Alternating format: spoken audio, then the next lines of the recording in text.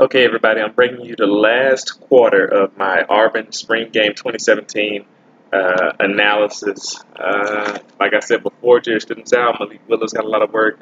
Devin Adams got a lot of work here. Run game focus, trying to hurry up and run the clock out and just get out of that spring game with no injuries. And it's succeeded there, except Kerryon Johnson had an ankle injury, so that'll be something to look forward to in the coming months here. But let's just get right into it. So fourth quarter started out with the blue team on defense, white team on offense. Number 79, the defensive tackle, he was in the backfield to stop the run like almost immediately. So that was just a great example of winning his battle at the line of scrimmage and just getting in the backfield to stop the run. On the next play, the 11-minute 30-second mark, it was a quick screen that was snuffed out pretty easily. Like the blue team defense was not deceived at all. The 11-minute mark, excellent pass and catch from the senior quarterback Devin Adams to McClain, who's a freshman receiver, number 17. He's a pretty tall, kind of long guy, long arms, and he can really stride. He can really move and run, and he showed that off on this play. Adams put the ball upfield and high, which is really good for a receiver that tall. If you put it up the field, he can run under it and high point the ball, which he did. He was able to run and high point it at the same time. You don't see a throw like that too often, so that was actually pretty cool. And he put it in a great place for his receiver who was that big. The smaller defensive back had to try to jump for the ball, and he was not able to put himself in a position to affect that ball at all. He had good coverage. He just couldn't do anything about the height and the ball placement. It shows you the importance of accuracy and timing with the quarterback and where they need to put the ball. The crazy part was that Devin Adams fell away while throwing the ball, so he kind of threw off his back foot, jumping backwards. So it's something you never want to do. But and that actually may be the reason why the ball stayed high. A lot of people don't realize this. When you throw off your back foot, you shift your weight backwards, meaning that your upper body, when you're throwing the ball, is going to be pointing upwards. So when you throw the ball usually sails high. But the good thing is his receiver was tall, so it worked in his favor this time. But it's not something you want to do consistently. But like I said, nonetheless, it was a good play. Then moving on here. Like I said, number 20, the defensive back who was guarding him, he was in good position, but he just couldn't get high enough. Some starters were still in on that blue team defense as well, so that was actually impressive for these third string guys to really get a touchdown on the blue team. Considering the white team hadn't got a touchdown all game.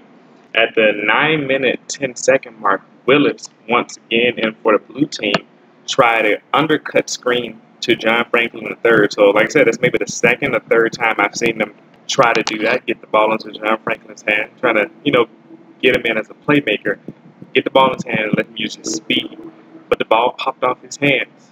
And, that's happened a couple times in the game as well, where it seems like he just doesn't have the concentration yet. He's not used to being a receiver, so that's something to look forward to see how he develops, to see if it actually works out what they're trying to do with him. I think I put something here like maybe like the ball was tipped or whatnot, but who knows. The 8-minute 40-second mark, it looks like an RPO, a run pass option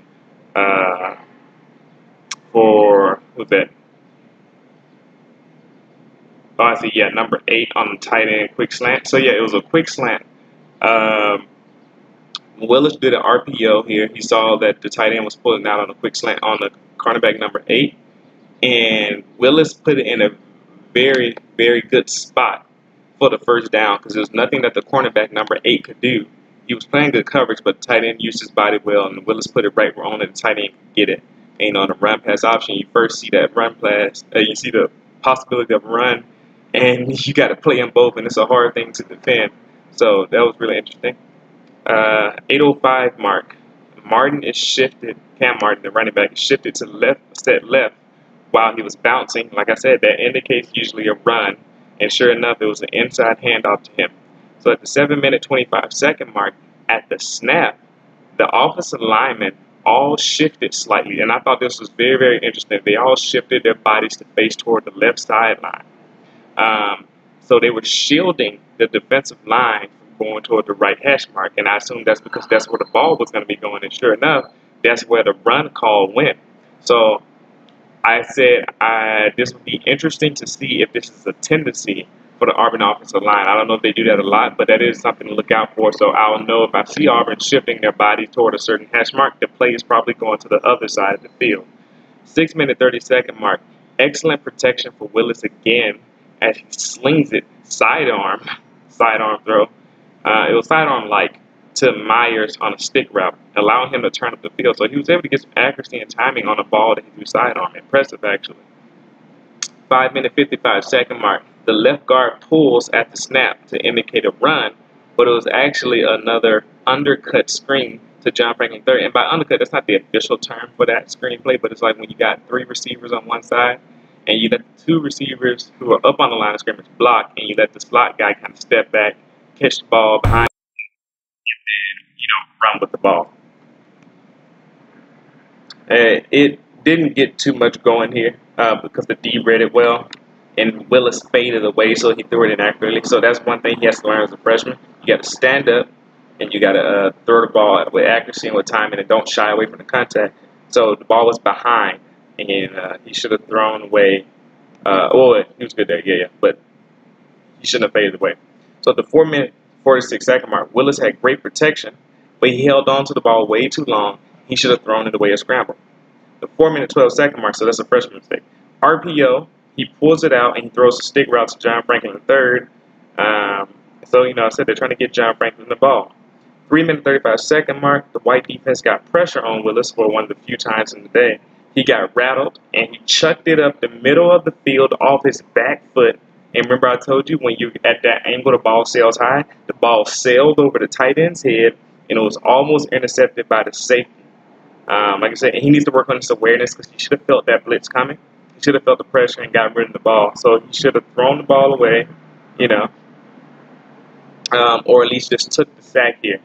So he has to learn how to deal with pressure that freshman does, but that's a freshman mistake. And that's all. That's it for the spring game. That's the last notable thing that happened. Well, actually, at the end of regulation, Daniel Carson, they just got to show off that kicker Auburn does. They just got to show him off. He kicked a 60-yard field goal, and it looked like he had some room to spare. I really like this Daniel Carson guy. He's a good kicker, probably the best in college football. I'll put my money on him winning the Luke Rosa if everything goes to plan for Auburn this year. So that's it for my 8-day Auburn spring game analysis. Let me know what you think. Give me some more, comment. Let me know what you see in the game, what you think is important, who to look out for, all you Auburn fans out there. Thanks for paying attention. See you next time.